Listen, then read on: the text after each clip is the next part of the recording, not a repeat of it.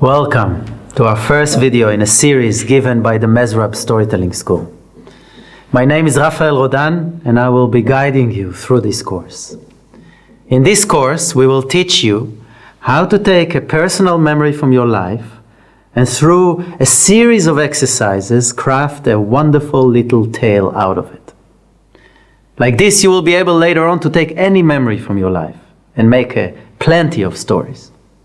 Now, why start with a personal story? Well, there are many different ways in which you can start working on your storytelling skills. For example, you could have taken a folk tale, a fairy tale, a myth, and learn how to create your own version of those stories. But here we start to go the other way. We decided to use your own personal life material as inspiration for the making of stories. In a way, starting from the inside. But before we talk about stories, let's talk about rivers. Rivers as a metaphor for the creation of stories. You have to know that we did not invent that metaphor. It already exists from the time of the Greeks, perhaps even before. But let's go back to the rivers. For a river to exist, you need two fundamental opposite elements to be present. One, you need the slope of the hill, right?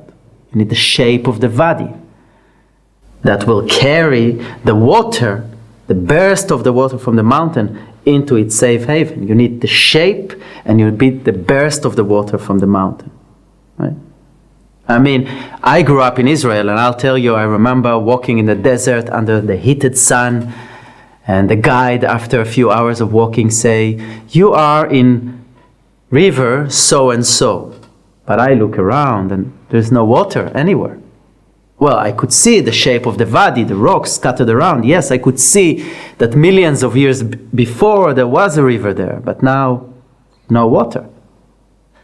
Shape, no burst of water. The other way around would be here, where I live now, in the Netherlands. There is water everywhere. But if man wouldn't come and create vessels to contain them, they would be spread all around because it's flat.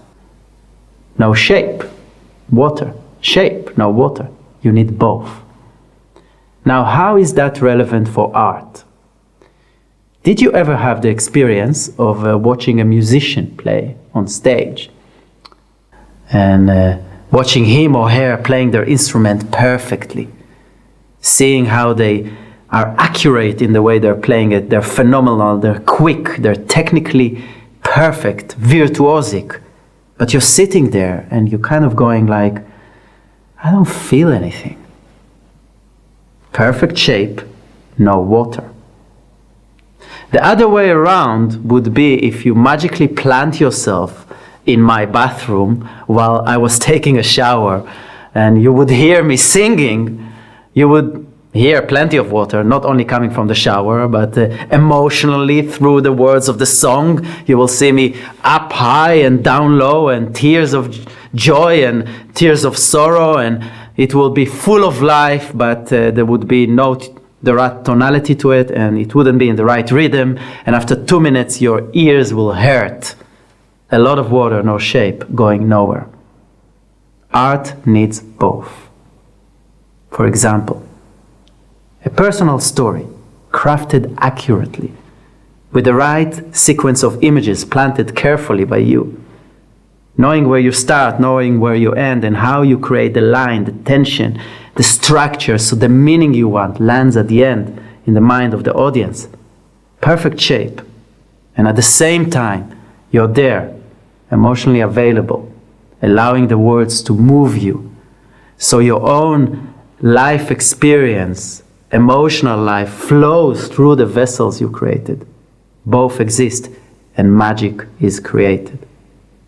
So, we'll be starting with a memory from your life. The water is already there. Your personal connection to this story is already existing. It's your life. And what we will be doing here is helping you to learn how to craft that form from the outside. So, your own feeling towards the memory, the story can flow through it, and like this, a magical story will be created.